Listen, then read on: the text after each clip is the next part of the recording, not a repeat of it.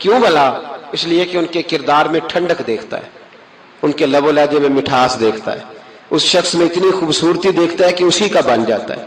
حضرت ابراہیم بن ادم کے پاس ایک نوجوان آیا، کہنے لگا میں گناہ کرنا چاہتا ہوں۔ فرمانے لگا بالکل کر، اللہ کا دیا ہوا رزق کھانا چھوڑ دے اور گناہ کر۔ کہنے لگا یہ نہیں ہو سکتا۔ فرمانے لگے چل پھر اس طرح کر، رب کی زمین پہ نہ رہ، کسی اور کی زمین پہ چلا جا۔ کہنے لگا یہ بھی نہیں ہو سکتا۔ فرمانے لگے چل اللہ کی چھت سے نکل جا۔ کہنے لگا یہ بھی نہیں ہو سکتا، تو آپ رو پڑے۔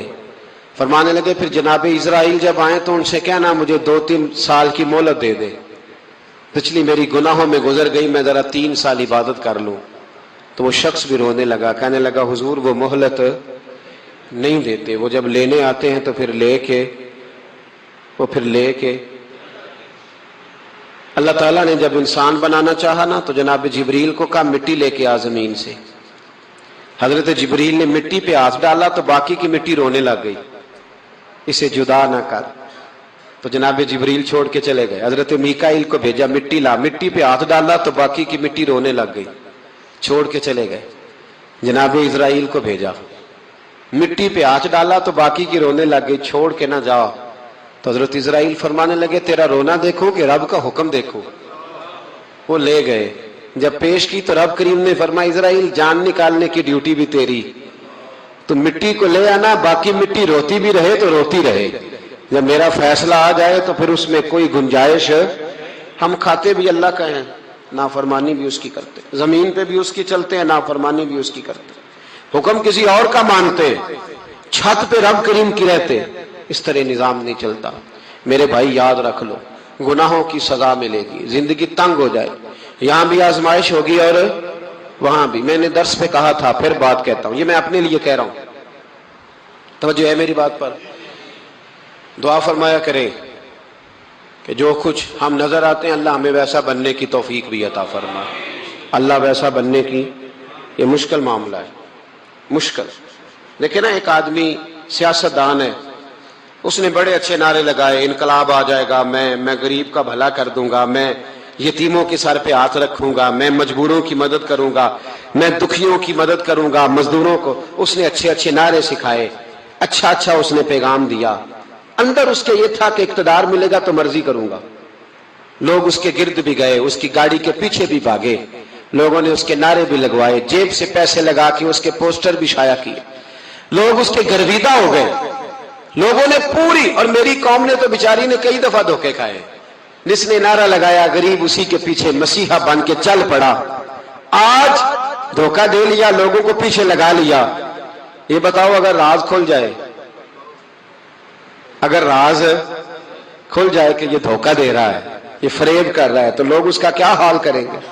یہ راز قیامت میں کھل جائے گا، قیامت میں یہ راز یہ کھل جائے گا، کھل جائے گا، یہ دھوکے باز تھا۔ اذا زلزلت الارض زلزالہا، جب زلزلہ آئے گا جیسے اس کا آنا ٹھہرا، واخرجت الارض اثقالہا، زمین اپنے بوجھ باہر نکال دی۔ اس سے مراد کیا ہے کہ زمین پہ جو جرم ہوئے زمین بتا دے گی، باہر نکل آئے۔ وقال الانسان ما لہا، انسان کہے گا اسے کیا ہوا، یہ تو سب کچھ بتا رہی، بوجھ باہر نکال دے گی۔ ایک آدمی پیر طریقت بن کے بیٹھ گیا، جبہ کبہ پہن کے، بڑی پگڑی باندھ کے بیٹھ گیا، اچھی اچھی نیک باتیں بتانے لگا، لوگ اس کی دست بوسی کرنے لگے، ہاتھ چومنے لگے، پیچھے لگ گئے، خدمت کرنے لگے، جیب سے نذرانہ دینے لگے، اس کے نام پر لوگ اپنی جیب سے لنگر پکانے لگے، خانقاہ کی خدمت ہونے لگی، مہمان اس کے آتے، نوکری کوئی اور کرتا۔ میں نے کہا تھا شاید اپنے لیے کہہ رہا ہوں، ڈیوٹیاں لوگ کرنے لگے، حالات بدلنے لگے، لیکن اس کے اندر تو چور تھا، وہ تو دکاندار تھا، تو یہاں جو اس کے پیچھے لگے تھے وہ تو سچے تھے، انہیں تو اجر ملے گا، لیکن اس کا جب راز کھلے گا تو بڑی رسوائی ہوگی، اس کا جب راز کھلے گا تو بڑی۔ ایک میری طرح کا دیندار تھا، جو چہرے کا تو نیک تھا، اندر پتہ نہیں کیا کچھ تھا۔ ایک طوائف گزر رہی تھی، اس نے اس کو تبلیغ کر دی، کہنے لگا بس کر دے، سیانی بن جا۔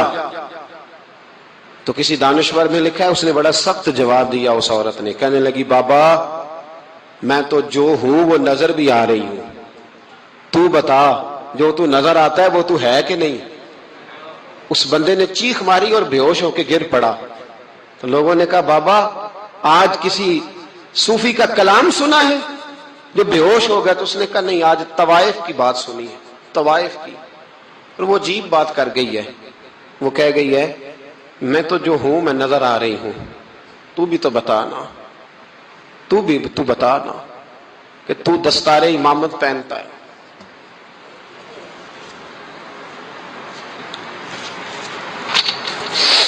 تو بتا، تو جو کہلاتا ہے تو وہ ہے کہ نہیں؟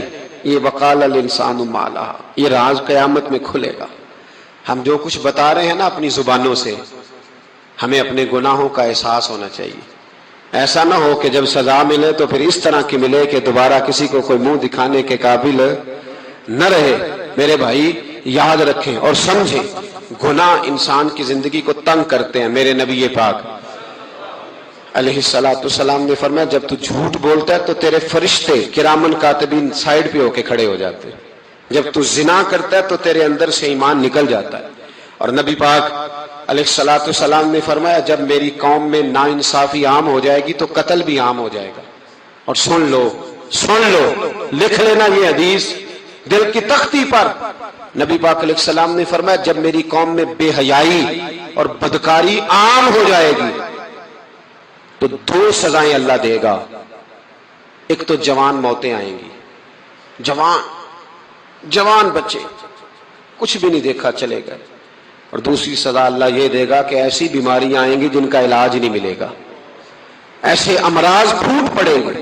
اگرچہ میں آپ کو ایسی تقریر بھی سنا سکتا تھا جس پہ آپ بہت زیادہ محظوظ ہوتے، پر میں نے اس جمعے میں ایسا موضوع چنا ہے جس کا ہمیں خاص ضرورت ہے.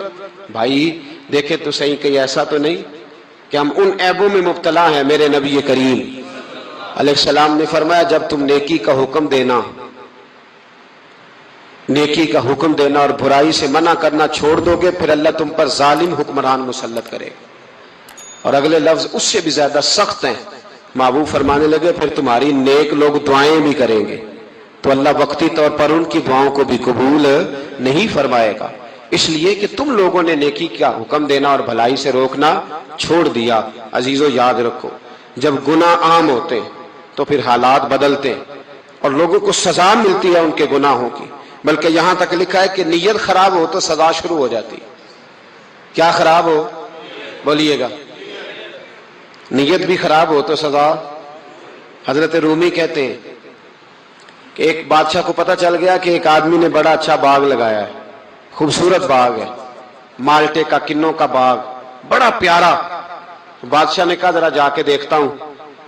بادشاہ سلامت باغ دیکھنے آئے تو اب وہ مزدور آدمی تھا، عام آدمی تھا جس نے باغ لگایا، کسان تھا. اس کو کہا کہ چند کنوں توڑ کے لایا تو بڑے پیارے لگے. 1-2 اور لایا، کھائے، بڑے میٹھے، بڑے پیارے، بڑے توانا، بڑا مزہ آیا. تو بادشاہ کے دل میں خیال آیا کہ اس پہ قبضہ نہ کر لوں باغ پہ. ہمارے ہاں نا کرائے پہ دکان دیتا نا مالک، تو جب کسی غریب کی چل جاتی ہے کہتا ہے تو خالی کر، میں نے خود ڈال لی ہے. چل گئی نا اس کی. حالانکہ رزق اپنے اپنے نصیب کا ہے، رزق اپنے اپنے نصیب کا ہے، جس کو اللہ تعالیٰ چاہتا ہے عطا کرتا ہے. تو اس کو کہا کہ اور توڑ کے لا، اور دل میں خیال ہے کہ یار اتنا اچھا باغ ہے قبضہ کر لیتے ہیں. ہماری حکومتیں قبضہ کر لیتی ہیں کہ جو چیز اچھی لگ جائے. اب وہ کسان 2-3 کنوں توڑ کے لایا، اس نے کھائے تو کھٹے نکلے، ترش تھے. کہنے لگا تجھے کیا ہو گیا ہے؟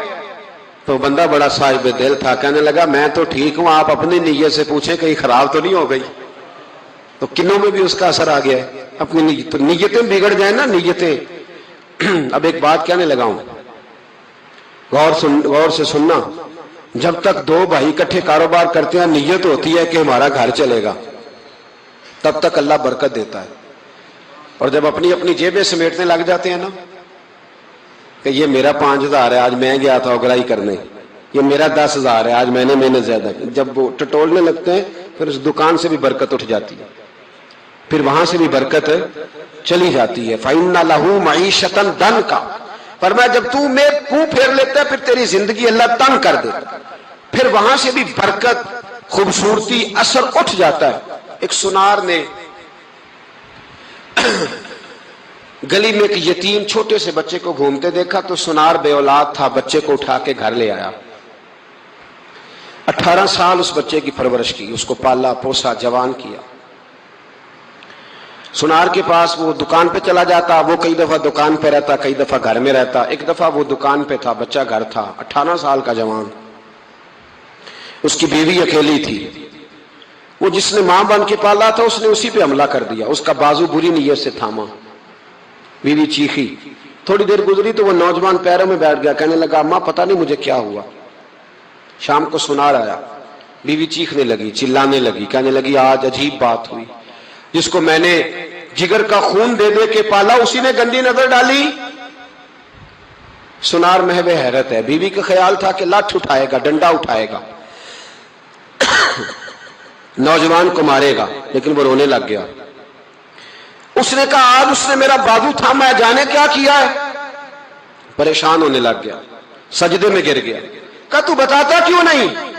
تو وہ سنار کہنے لگا اس کی غلطی نہیں، 18 سال کے بعد آج مجھ پر بھی شیطان سوار ہوا تھا۔ ایک عورت آئی تھی، وہ اپنے بازوؤں میں چوڑیاں پہننا چاہتی تھی تو میں نے بھی گندی نظر سے ہاتھ ڈالا تھا، رب کریم نے مجھے فوراً اس کی سزا دی۔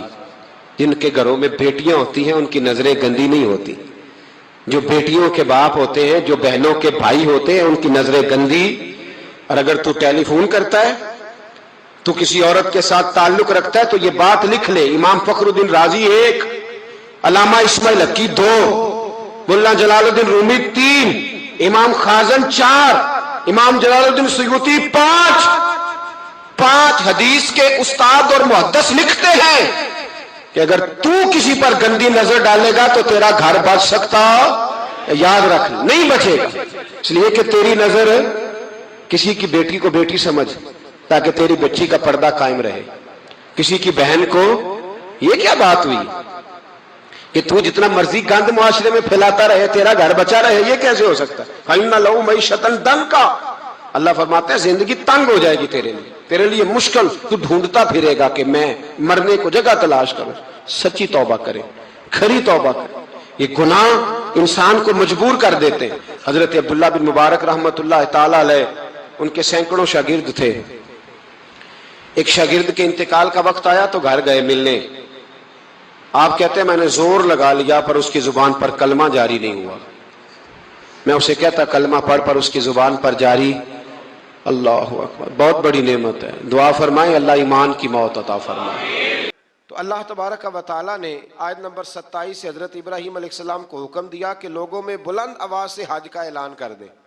وہ آپ کے پاس دور دراز رستوں سے پیدل اور ہر دبلے اونٹ پر سوار ہو کے آئیں گے۔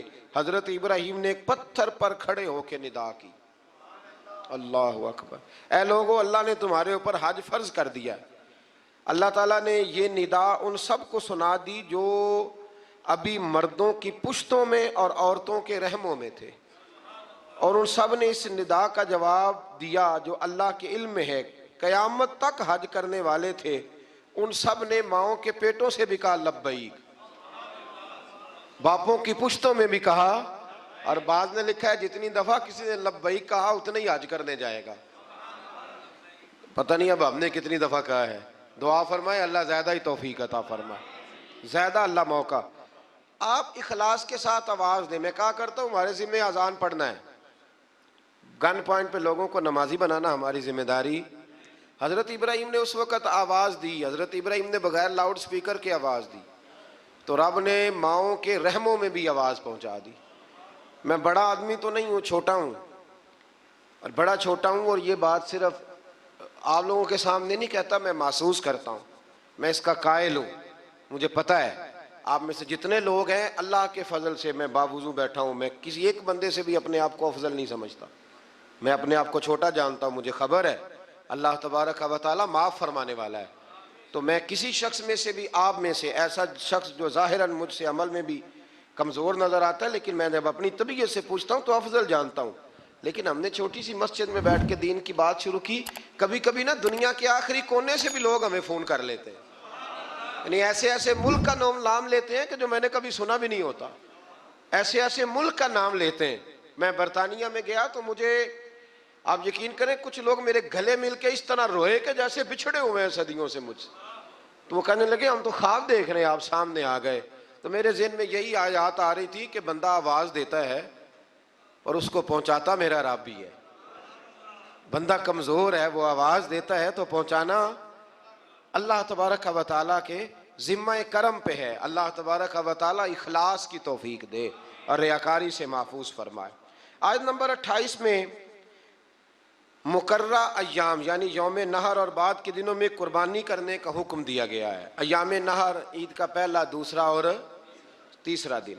آیت نمبر 29 میں ایسی نظروں کو پورا کرنے کو حکم دیا گیا ہے جو معصیت پر مبنی نہ ہو، اور اللہ کے گھر کے طواف کا بھی حکم ہے. آیت نمبر 31 میں اللہ تعالیٰ کے ساتھ شریک قرار دینے والوں کی مثال کو اس طرح بیان کیا گیا ہے کہ ایسا شخص گویا آسمان سے گرا، پھر اسے مردار خور پرندے نے جکڑ لیا یا آندھی نے اس کو کسی دوسری جگہ پھینک دیا.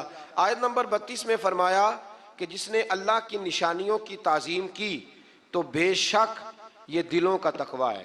آیت نمبر 34 سے فرمایا کہ ہم نے ہر امت کے لیے قربانی کا طریقہ مقرر کیا تاکہ وہ اللہ کے دیے ہوئے بے زبان چوپایوں پر ذبح کے وقت اللہ کا نام لیں. بس تمہاری عبادت کا مستحق ایک اللہ ہی ہے، اور قربانی کے اونٹوں کو ہم نے تمہارے لیے اللہ کی نشانیوں میں سے بنا دیا ہے. ان میں تمہارے لیے بھلائی ہے، پس تم ان کو قطار میں کھڑا کر کے ان کے نحر کرنے کے وقت اللہ کا نام لو، پھر ان سے خود بھی کھاؤ اور محتاج اور مانگنے والوں کو بھی کھلاؤ. آیت نمبر 37 میں عبادات میں اخلاص کی تعلیم دیتے ہوئے فرمایا کہ قربانی کا مقصد گوشت پوشت کا حصول نہیں، بلکہ قربانی کا مقصد تو اللہ کی رضا ہے. آیت نمبر 39 میں مظلوم مہاجر مسلمانوں سے نصرت کا وعدہ کر کے اپنے دفاع میں لڑنے کی اجازت کا بیان ہے. آیت نمبر 39 تا 41 میں بتایا کہ یہ سنت الہیہ ہے کہ وہ مجاہدین کے ذریعے ظالموں کا کلا کما فرماتا ہے. اگر ایسا نہ ہوتا تو راہبوں کی خانقاہیں، کلیسا اور یہودیوں کی عبادت گاہیں اور مسلمانوں کی مساجد کو ویران کر دیا جاتا. اگلی آیت میں حکومت اسلامیہ کے قیام کا مقصد بیان کیا گیا کہ اس کا مقصد ہے نظام صلاۃ و زکوٰۃ کا قیام، نیکیوں کا پھیلاؤ اور برائیوں کا سد باب. یہ اسلامی حکومت کے قیام کا کیا کرنا ہے؟ اسلامی حکومت نے نظام نماز مقرر کرنا ہے، نظام زکوٰۃ مقرر کرنا ہے، نیکیوں کو پھیلانا اور برائیوں کا. تو ہمارے تو وزیر کہتے ہیں کہ مولویوں نے نہیں چلانا ملک، چلانا کس نے ہے؟ یہ اللہ ہی بہتر جانتا ہے. آیت نمبر 46 میں فرمایا کہ پچھلی امتوں کے آثار کو دیکھ کر عبرت حاصل کرنی چاہیے، لیکن اس کے لیے سوچنے سمجھنے اور مشاہدے کی صلاحیتوں کا نیک ہونا ضروری ہے، ورنہ وہ لوگ کہیں گے ان کے برے کام تھے ہمارے تو اچھے ہیں، پھر انسان عبرت بھی حاصل کر سکتا. آیت نمبر 48 میں کفار کے عذاب کے معاملے میں جلدی کرنے، مہلت ملنے سے غلط فہمی کا شکار ہونے پر فرمایا کہ عذاب تو آ کر ہی رہے گا، اللہ اپنے وعدوں کے خلاف نہیں کرتا. آیت نمبر 49 میں رسول اللہ صلی اللہ علیہ وسلم کو تمام روئے زمین کے انسانوں کے لیے نذیر بنا کر بھیجنے کا بیان فرمایا.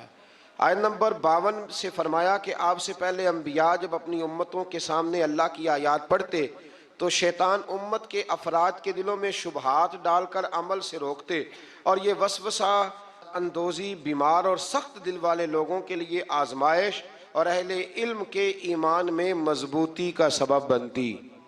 فرمایا جب شیطان وسوسہ دیتا ہے نا تو الجھتے وہ لوگ ہیں، پریشانی ان لوگوں کو ہوتی ہے جن کے دلوں میں پہلے سے شبہات ہوتے ہیں، اور جن کے دلوں میں شبہات نہیں نہ ہوتے، شیطان جب وسوسہ دیتا ہے تو ان کا یقین اور مضبوط ہو جاتا ہے. یہ سمجھنے کی بات ہے. ہم گنجائش دیتے ہیں تو شیطان اندر داخل ہوتا ہے. دروازے کی کنڈی لگا کے رکھیں گے تو چور اندر وہ نہیں اندر آئے گا. آیت نمبر 61 سے نظام گردش لیل و نہار، بارش کے نزول اور اس کے نتیجے میں سبزے کے اگنے کو اللہ نے اپنی قدرت کی نشانیاں قرار دیا. آیت نمبر 67 میں ہر قوم کے لیے وقتی شریعت مقرر کرنے اور اس پر ایک وقت تک عمل ہونے اور اسلام کے دائمی اور ابدی تعلیمات آنے کے بغیر کسی جھگڑے کے اس کی پیروی کرنے اور اس کی طرف دعوت دینے کا بیان ہے. آیت نمبر 73 میں اللہ تعالیٰ نے مشرکوں کے بتوں کی بے بسی کو بیان فرمایا ہے کہ وہ سب مل کر بھی ایک مکھی بھی پیدا نہیں کر سکتے، اور اگر مکھی ان سے کوئی چیز چھین لے تو اسے واپس بھی سبحان اللہ. یعنی مکھی کو چیز چھین لے، میں اور آپ واپس لے سکتے ہیں؟ اللہ کرے ہمیں سمجھ آئے. اللہ فرماتا ہے دیکھو ہے تو مکھی، ہے تو مکھی. امام مالک رحمت اللہ تعالیٰ علیہ بیٹھے تھے تو ہارون رشید سے نا مکھی نہیں سنبھالی جا رہی تھی، بار بار مارتا، کئی دفعہ ایک مکھی نہیں پکڑی جاتی، پتہ نہیں کدھر سے نکل جاتی ہے. اس نے بڑا ہی ستایا، کچھ کرنے نہیں دیتی تھی.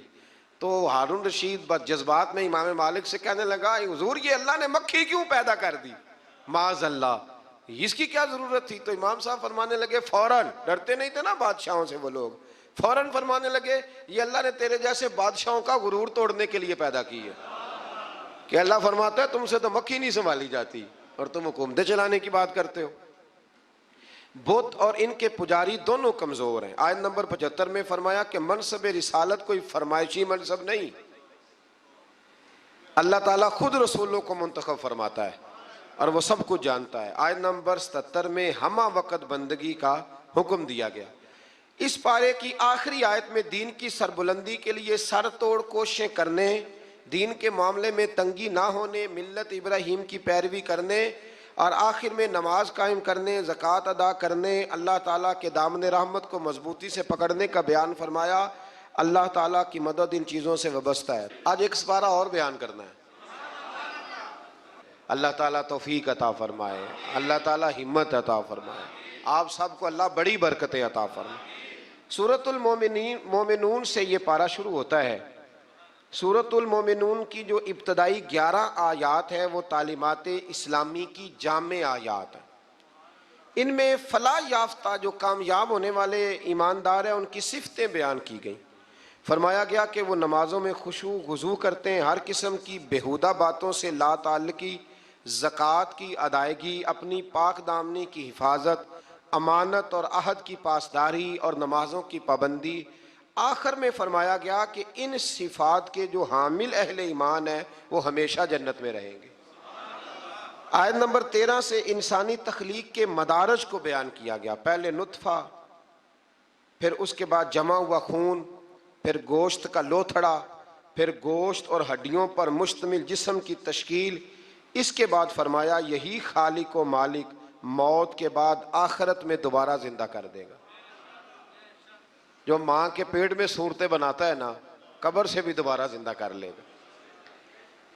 پھر آیت نمبر 27 سے ایک بار پھر حضرت نوح علیہ السلام کی کشتی بنانے کا ذکر ہے. آیت نمبر 33 سے بیان ہوا کہ ہود کی قوم کے کفار، منکرین آخرت اور خوشحال لوگوں نے نبی پر طنز کرتے ہوئے کہا کہ یہ تو ہم جیسے بشر ہیں.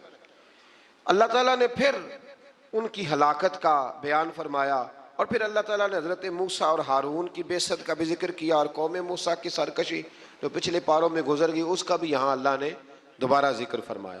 آیت نمبر 52 سے دین اسلام کے ایک ہی دین ہونے، فرقہ بازوں کا اسلام کی وحدت کو پارا کرنے اور ان کے جو امیر لوگ ہیں ان کے خوش فہمی میں مبتلا ہونے کا بیان بھی فرمایا گیا. آیت نمبر 56 سے فرمایا کہ وہ اہل ایمان جن کے دلوں میں خشیت الہی ہے، جو شرک نہیں کرتے، جو اللہ کی راہ میں عاجزی کے ساتھ خرچ کرتے اور جنہیں قیامت پر ایمان ہے، وہی لوگ نیکیوں میں جلدی کرتے ہیں اور سبقت کرتے ہیں. آیت نمبر 64 میں کفار کی پکڑ اور اس پر ان کے چلانے کا بیان ہے. اس کا سبب یہ ہے کہ یہ اللہ تعالیٰ کی آیات سے روح گردانی کرتے، تکبر اختیار کر کے قرآن کو افسانہ کہہ کے بکواس کرتے تھے.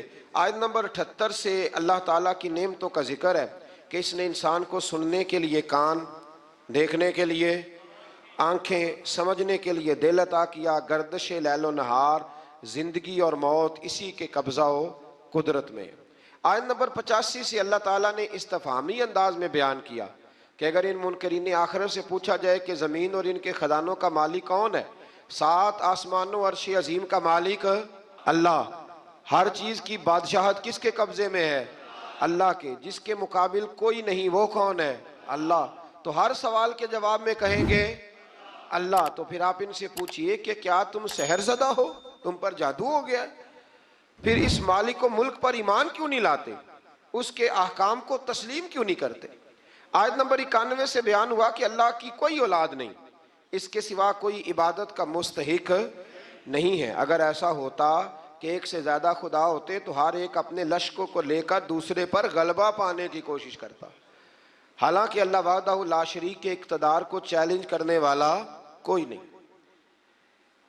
اللہ اکبر۔ سورت کے آخر میں بیان فرمایا کہ انسان کو بے مقصد پیدا نہیں کیا اور اللہ کی بارگاہ میں آخری جواب دہی کے لیے لوٹ کر جانا ہے۔ آیت نمبر 96 میں برائی کو اچھائی سے دفع کرنے کا بیان ہے۔ اس کے بعد اپنے حبیب مکرم صلی اللہ علیہ وسلم کے ذریعے اللہ تعالیٰ کے بندوں کو ہر قسم کے شیطان کے شر سے پناہ دینے کا طریقہ تعلیم فرمایا۔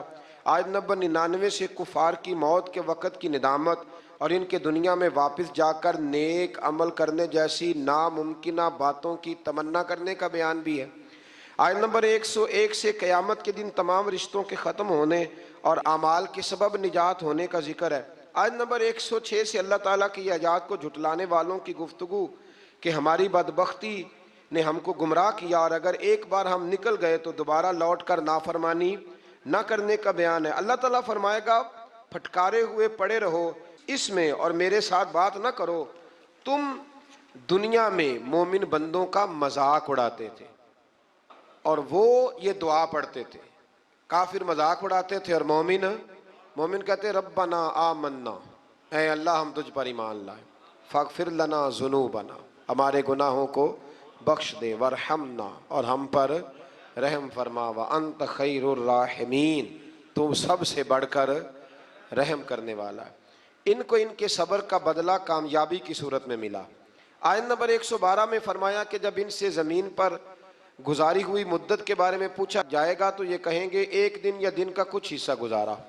آخری آیت میں امت محمدیہ صلی اللہ علیہ وسلم کو استغفار کرنے اور رحم کی دعا مانگنے کا حکم ہے، جو کہ یہ آیت ہے رب اغفر وارحم وانت خیر الراحمین۔ فرمایا یہ دعا مانگا کرو، رب اغفر وارحم وانت خیر الراحمین۔ پھر اس سے آگے سورت نور شروع ہو جاتی ہے۔ سورہ نور میں اللہ تعالیٰ نے خانگی اور معاشرتی احکام کو بیان کیا ہے۔ ابتدائی آیات میں زنا کرنے والے غیر شادی شدہ مرد اور عورت کی سزا کو بیان کیا کہ ان کی سزا 100 کوڑے ہیں جو غیر شادی شدہ ہو، اور صاحبان اقتدار اہل ایمان کو کہا گیا کہ تمہیں اس سزا کے نفاذ میں ان پر رحم نہیں چاہیے۔ حکمرانوں کو حکم ہے جب کوڑے مارنے ہیں زانی کو تو پھر رحم، ہاں یہ بھی دین ہے، دین نافذ کرنا پڑتا ہے۔ اور ہمارے یہاں نا بڑی اب ویڈیو آتی ہیں کہ وہ جی بچے رو پڑے جی بکری ذبح ہونے لگی نا جب، تو میں نے کہا یہ قوم جہاد کرے گی جو بکریوں کے ذبح ہونے پہ رو رہی ہے، اور وہ ویڈیو بنا رہا ہے ابا دیکھو میرے بچے کا بکرے سے کتنا پیار ہے۔ خدا کے بندے خیال کریں، جذبہ جہاد ہے، شوق ہے، جب دین نافذ کرنا ہے تو فرمایا پھر تم نے رحم والے جذبات نہیں رکھنے، اس کو یاد کر رکھیں، اور تمہاری ایک جماعت اس سزا کے نفاذ کے وقت موجود ہو۔ یہ تو ہے نا غیر شادی، اور شادی شدہ کی سزا کیا ہے؟ اس کو یعنی اتنے روڑے مارے جائیں گے کہ وہ ماری جائے گی۔ ابھی بھی یہ باز نہیں آیا، اللہ تعالیٰ سمجھنے کی توفیق دے۔ آیت نمبر 4 سے بیان کیا گیا کہ جو لوگ پاک دامن عورتوں پر زنا کی تہمت لگائیں پھر اس کے ثبوت میں 4 گواہ پیش نہ کر سکیں، سنو اللہ کا قرآن، ایسے ہی بیٹھ کے کہہ دیتے ہیں فلاں بی بی ایسی ہے تو فلاں بی بی ایسی ہے، شرم نہیں آتی بہو بیٹیوں کے بارے میں معاذ اللہ لوگ باتیں کرتے ہیں؟ غور کریں قرآن کیا کہتا ہے۔ فرمایا جو لوگ پاک دامن عورتوں پر زنا کی تہمت لگائیں پھر اس کے ثبوت میں 4 گواہ پیش نہ کر سکیں تو تم ان کو 80 کوڑے مارو، ان کو 80 کوڑے مارو اور ان کی شہادت کو بھی قبول نہ کرو، اور یہی لوگ فاسق ہیں، اعلانیہ نافرمان ہے اللہ، سوائے ان لوگوں کے جو اس کے بعد اللہ تعالیٰ سے توبہ کریں اور اپنی اصلاح بھی کر لیں۔ یہ قرآن نے کہا توبہ بھی کریں، اور یہاں تو بھائی کوئی پتہ ہی نہیں چلتا، جس کے بارے میں مرضی لوگ معاذ اللہ بری بات کہنی شروع کر دیتے ہیں۔ آیت نمبر 6 میں یہ ضابطہ بیان فرمایا گیا کہ اگر کوئی شخص اپنی بیوی کو زنا کی تہمت لگائے اور اس کے ثبوت میں 4 گواہ پیش نہ کر سکے اور اس کی بیوی اس تہمت کا انکار کرے تو فریقین ایک دوسرے پر لیان کریں۔ شوہر 4 مرتبہ اللہ کی قسم کھا کے یہ کہے کہ بے شک وہ ضرور سچوں میں سے، اور 5ویں بار یہ کہے کہ اگر وہ جھوٹوں میں سے ہو تو اس پر اللہ کی لعنت، یہ اس کو کرنا پڑے گا۔ ایسے نہیں کسی پر معاذ اللہ لوگوں نے طلاق دینی ہوتی ہے تو الزام لگا کے نکال دیتے ہیں، ڈر نہیں آتا اللہ تعالیٰ سے. اور عورت سے حد زنا اس طرح دور ہو سکتی ہے کہ وہ 4 مرتبہ اللہ کی قسم کھا کے کہے کہ اس کا خامن یقیناً جھوٹوں میں سے ہے، اور 5ویں بار کہے کہ اس کا خامن سچوں میں سے ہو، تو اس عورت پر اللہ کا غضب نازل ہو. آیت نمبر 11 اور 16 میں ایسا مضمون ہے کہ جو بیان کرتے وقت کلیجہ منہ کو آتا ہے. گھبرایا نہ کریں جب لوگ آپ کے بارے میں میرے بارے میں کوئی بات کریں. کوئی بھی مسلمان جب اس کے خلاف کوئی بات کرے تو گھبرائے نہ. سورہ نور 18واں پارہ آیت نمبر 11 سے 16 میں حضرت عائشہ صدیقہ پر جب منافقین نے الزام لگایا، اللہ اکبر، منافقین نے الزام لگایا، اس کا ذکر ہے. یارو حضرت عائشہ پر، مومنوں کی ماں پر منافقین نے الزام لگا دیا، اور میرے رسول کریم علیہ السلام کی آنکھیں آنسوؤں سے تار ہو گئیں. ابو بکر صدیق نے گھر سے نکلنا چھوڑ دیا. حضرت عائشہ اتنی بیمار ہوئی کہ بستر سے اٹھ نہیں سکتی. او لوگو، اتنی فنکاری کہ رسول اللہ کے گھر تک دنیا پہنچ گئی.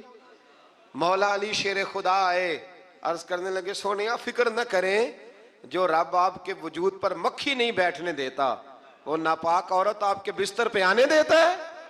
یہ کیا بات ہوئی؟ صحابہ کرام تڑپ اٹھے. یارو یہ رنگ بھی ہے. میں کہتا ہوں یہ مضمون بیان نہیں ہو سکتا. میں نے کہا تھا مخلوق تو فنکار ہے اس درجہ کے پل بھر میں، سنگے در کعبہ سے بھی اصنام تراشے. تم کون ہو، کیا چیز ہے داغے کبابی؟ لوگوں نے تو مریم پہ بھی الزام تراش. لوگ باز آتے ہیں، لوگ باز آتے ہیں. پھر حضرت عمر فاروق اٹھے اور کہا ھذا بہتان عظیم، یہ چھوٹا الزام نہیں، یہ بڑا الزام ہے. تو اللہ نے پھر اسی طرح سورہ نور کی آیت نمبر 11 سے 16 میں حضرت عائشہ صدیقہ پر، اللہ مومنوں کی ماں کو ہم سے راضی فرمائے. بڑا درجہ ہے اس پاک عورت کا، بڑا مرتبہ. ساری جوانی رسول اللہ کے دین کے نام کر دی، بڑی خدمت کری، بڑی نوکری کری، بڑا کام کیا. حضرت مجدد الفسانی رحمت اللہ علیہ فرماتے ہیں جب میں حضور کے لیے سال ثواب کرتا نا، وہ چیز پکاتا ختم شریف، تو میں حضور کے اہل بیت کو، صحابہ، کئیوں کے نام لیتا، کئیوں کے نہ لیتا، سب کے لیے بھی نہیں جاتے. کہتے میں کئیوں کے نام لیتا لیکن کوئی معاذ اللہ بغض دعوت نہیں. ویسے میرے منہ سے نا حضرت عائشہ کا نام کبھی نکلا ہی نہیں، نہ میں نے لیا. تو کہتے ایک دن مجھے رسول کریم کی زیارت ہوئی تو حضور نے فرمایا تو میری عائشہ کا نام ہی نہیں لیتا، تجھے پتہ نہیں میں روٹی عائشہ کے گھر کھاتا ہوں اور تو وہاں سال ثواب ہی نہیں کرتا. وہ میرے لیے کھانے پکاتی ہے، میں اس کے گھر کھانا کھاتا ہوں. اور یہ وہ میرے محبوب کی پیاری زوجہ ہے کہ حضور نے فرمایا عائشہ میرے نکاح میں آنے سے پہلے حضرت جبریل نے مجھے تیرا نقشہ دکھایا تھا، گویا تیری فوٹو دکھائی تھی، اور فرمایا عائشہ جب تو مجھ سے راضی ہوتی ہے تب بھی مجھے پتہ چل جاتا، اور جب تو ناراض ہوتی ہے تو تب بھی پتہ چل جاتا. حضرت عائشہ کہنے لگی حضور میرے ماں باپ قربان ہو، آج بتائیں تو صحیح آپ کو کیسے پتہ چلتا ہے؟ تو حضور فرمانے لگے جب تو مجھ سے راضی ہوتی ہے نا تو کہتی ہے مجھے رب محمد کی قسم، اور جب تو ناراض ہوتی ہے تو کہتی ہے مجھے رب ابراہیم کی قسم. فرمایا رب ابراہیم کا بھی ہے، لیکن جب تو میرے نام سے رب کریم کو پکارتی ہے تو لگتا ہے آج تو بڑی راضی ہے. رسول کریم علیہ السلام کا وہ پیار، وہ محبت. 40 سال حضور کے بعد وہ حیات رہیں. چوتھا حصہ دین میرے رسول کریم کا امت کو انہوں نے پہنچایا. حضرت فاطمہ کی شان میں حدیثیں حضرت عائشہ صدیقہ نے بیان فرمائی. حضرت عائشہ نے، جناب ختیجۃ الکبریٰ کے تذکرے حضرت عائشہ نے ہمیں بتائے. اتنی سچی بی بی کے بارے میں بات کرتے ہو، یاد رکھو صبح قیامت بھی یہ ساری ام المومنین میرے محبوب کے ساتھ جنت میں موجود ہوگی. دعا فرمائے اللہ ہمیں ان ماؤں کا صدقہ خیرات عطا فرمائے. تو آیت نمبر 11 سے 16 میں حضرت عائشہ صدیقہ پر جو منافقین نے تہمت لگائی اس کی جانب اشارہ فرمایا، اور ان چیزوں کا سد باب کیا جو معاشرے کے بگاڑ کا باعث ہو سکتی ہیں. جن منافقین نے یہ تہمت لگائی تھی ان کا پردہ فاش کیا. جو مسلمان منافقین کے بجھائے ہوئے حسین جال میں پھنس گئے تھے ان پر عتاب فرمایا اور ان کو تنبیہ کی وہ آئندہ ہوشیار رہیں اور منافقین کے کہنے پر نہ آئے. منافق مسلمانوں کی عزت و ناموس کو برباد کرنے کے در پہ، اس لیے مسلمانوں کے لیے جائز نہیں کہ وہ سنی سنائی بات کو آگے بڑھا دیں.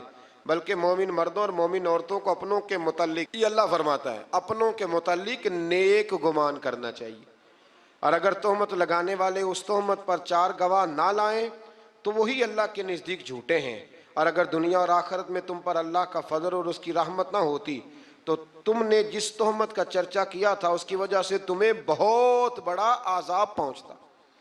تم نے اس کو سنتے ہی یہ کیوں نہ کہا کہ ایسی بات کرنا ہمارے لیے جائز نہیں، اے اللہ تو پاک ہے اور یہ بہت ہی سنگین بہتان ہے، یہ بہت ہی، میں کہتا ہوں منافقین نے کیا تو ظلم، پر دیکھیں پھر اللہ نے حضرت عائشہ کی برات قرآن میں بیان فرما دی، اور سورہ نور اتری حضرت عائشہ کی برات کے لیے، نام بھی کیا ہے؟ سورہ نور۔ آیت نمبر 19 سے یہ فرمایا کہ جو لوگ یہ چاہتے ہیں کہ ایمان والوں میں بے حیائی کی بات پھیلے، ان کے لیے دنیا اور آخرت میں دردناک عذاب ہے۔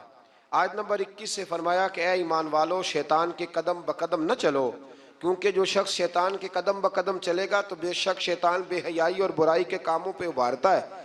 آیت نمبر 22 میں رشتہ داروں اور مسکینوں کی دل آزاری کے سبب ان پر خرچ کرنے سے ہاتھ نہ روکنے، معاف کرنے اور درگزر کرنے کا بیان ہے۔ یہ بھی سمجھنے والی آیت ہے۔ فرمایا کہ تم نے جب کسی پہ خرچ کرنا ہے تو اسے معاف بھی کرنا ہے اور درگزر بھی کرنا ہے۔ اگر عادتیں دیکھ کے خرچ کرو گے پھر تو کسی پہ بھی نہیں ہو سکتا، معاف کرو گے، درگزر کرو گے تو پھر ہی کسی کے ساتھ نیکی ہو سکتی ہے۔ آیت نمبر 23 سے پاک دامن بے خبر ایمان والی عورتوں پر بدکاری کی تہمت لگانے والوں کے لیے دنیا اور آخرت میں لعنت اور بہت بڑے عذاب کا بیان ہوا، جس دن ان کے خلاف ان کی زبانیں، ان کے ہاتھ، ان کے پاؤں گواہی دیں گے کہ وہ دنیا میں کیا کرتے رہے۔ اس دن اللہ تعالیٰ کے حق اور انصاف کے ساتھ ان کو پورا بدلہ دے گا۔ آپ ایک بات سمجھ رہے ہیں ان آیات میں؟ مرد پر الزام لگانے کی بات ہی کوئی نہیں ہو رہی۔ اس کا مطلب ہے دنیا میں زیادہ الزام زنا کا کس پہ لگتا ہے؟ اللہ تعالیٰ توفیق عطا فرمائے۔ ہے نا عجیب بات؟ وہ میرے پاس ایک صاحب آیا کرتے تھے تو انہوں نے پسند کی شادی کی ہوئی ہے، ایک دن مسئلہ پوچھنے آئے تو مسئلہ پوچھنے نہیں آئے، مجھے اطلاع دینے آئے، کہنے لگے کہ بہن کا قتل جائز ہے؟ میں نے کہا، اور بڑے سٹائل سے، خونخوار آنکھوں سے، میں نے کہا کیوں جی؟ کہنے لگے جی اگر وہ غلط ہو جائے تو مار نہیں دینی چاہیے۔ میں نے کہا کیا غلط ہوئی ہے، کیا اس نے کیا؟ کہنے لگے وہ کہتی ہے مرضی سے شادی کروں گی۔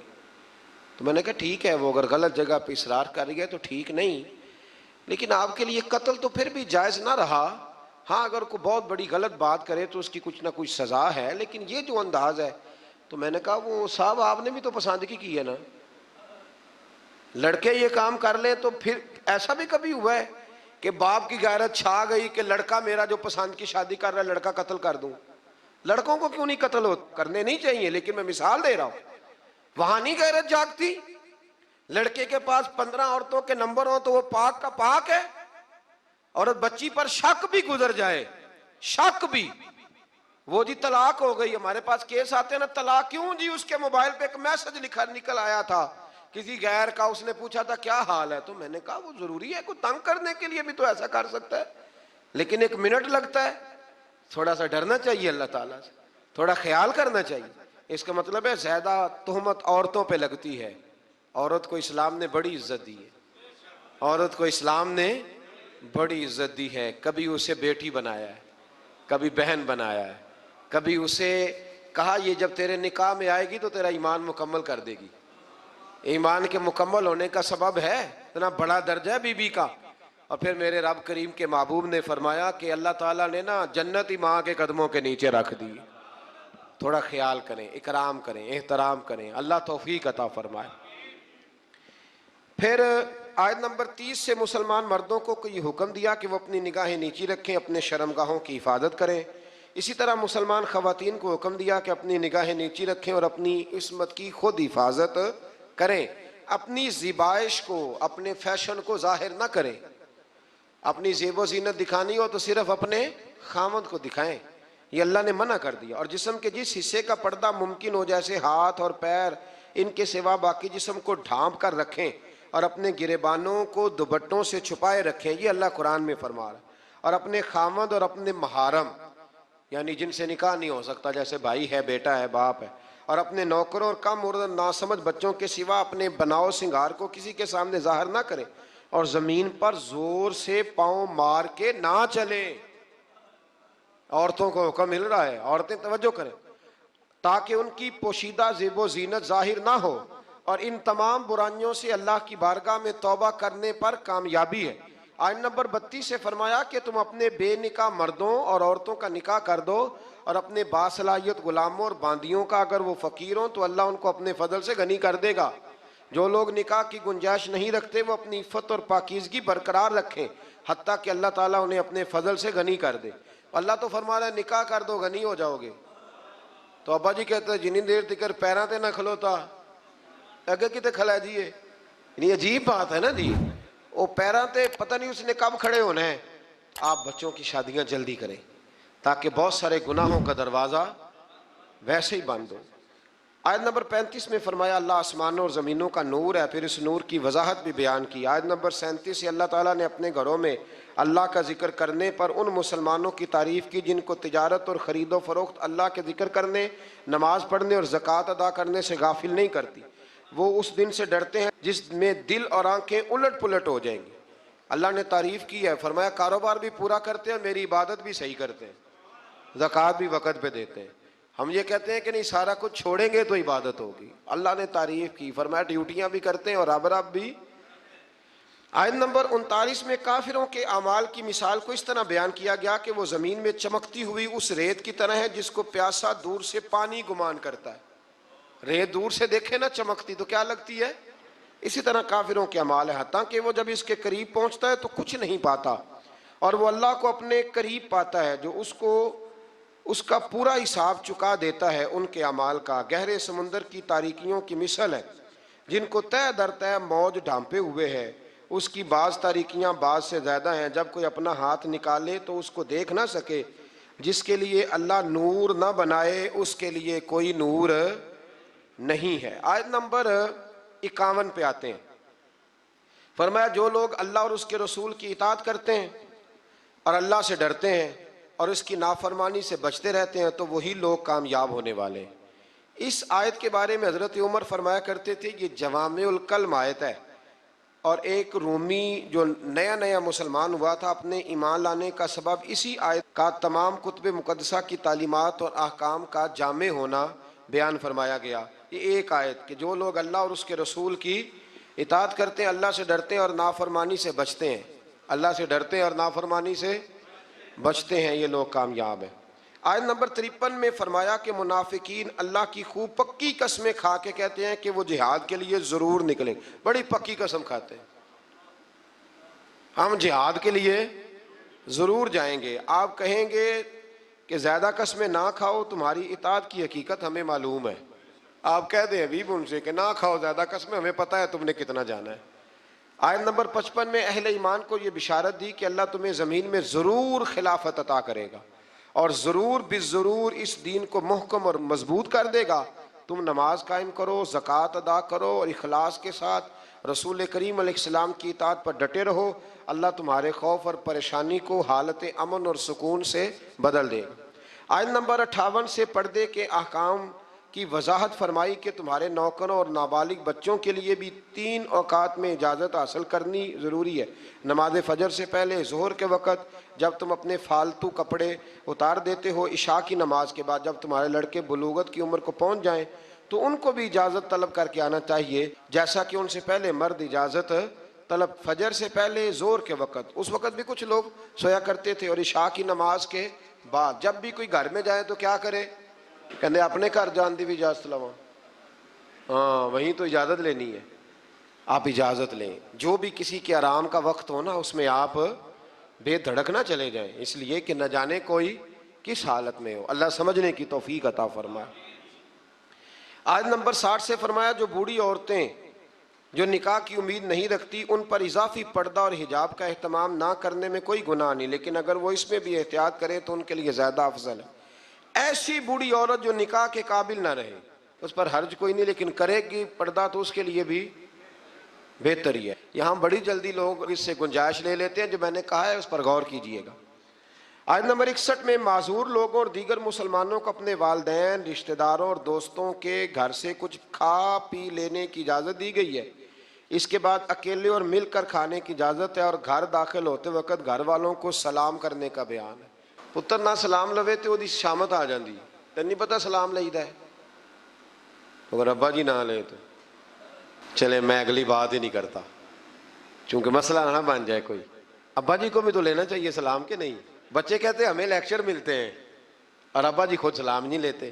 मेरा ख्याल है अगर अब्बा जी सलाम लेंगे तो फिर बच्चों को लेक्चर देने की ज़रूरत है, वो खुद ब खुद सलाम ले लेंगे। दरे नबी पर पड़ार होगा बड़े मिलने से कौन होगा, कभी तो किस्मत खुलेगी मेरी, कभी तो मेरा सलाम होगा, कभी तो किस्मत खुलेगी मेरी, कभी तो मेरा सलाम होगा। ये जाऊंगा अर्ज़ मतलब मिलेगा जब तक न दिल का मतलब, ये जाऊंगा अर्ज़ मतलब मिलेगा जब तक न दिल का मतलब, रसा में मतलब की सुबह होगी, न ये अफसाना तमाम होगा, रसा में मतलब की सुबह होगी, न ये अफसाना तमाम होगा, इसी तवक्को पे जी रहा हूँ, यही तमन्ना जिदा रही है, निगाह लुत्फ़ो करम न होगी तो मुझको जीना आराम होगा, निगाह लुत्फ़ो करम न होगी तो मुझको जीना हराम होगा, कभी तो किस्मत खुलेगी मेरी, कभी तो मेरा सलाम होगा, खिलाफ मासूफ कुछ हुआ है, न कोई आशिक से काम होगा, खिलाफ मासूफ कुछ हुआ है, न कोई आशिक से काम होगा, खुदा भी होगा उधर ही है दिल जिधर वो आली मकाम होगा, खुदा भी होगा उधर ही ए दिल जिधर वो आली मकाम होगा, जो दिल से है मायने पैगंबर, ये उसकी पहचान है मुकर्रर, जो दिल से है मायने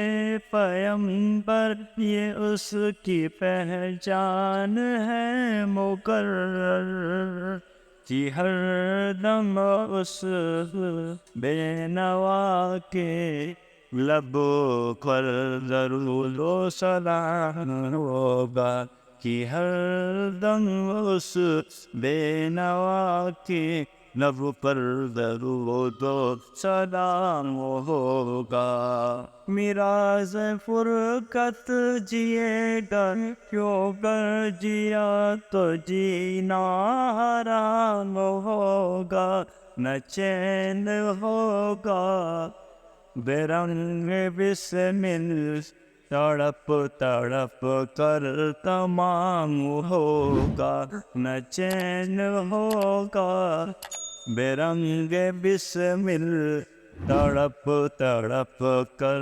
तमाम होगा, हुई जो कौसर पे बार यादी तो कैफे बेकस की नगरी होगी, हुई जो कौसर पे बार यादी तो कैफे बेकस की नगरी होगी, बगल में मीना نظر میں ساقی اسی سے ہاتھوں میں جام ہوگا، بغل میں مینا نظر میں ساقی اسی سے ہاتھوں میں جام ہوگا، در نبی پر پڑا رہا پڑے گی رہنے سے کام ہوگا، کبھی تو قسمت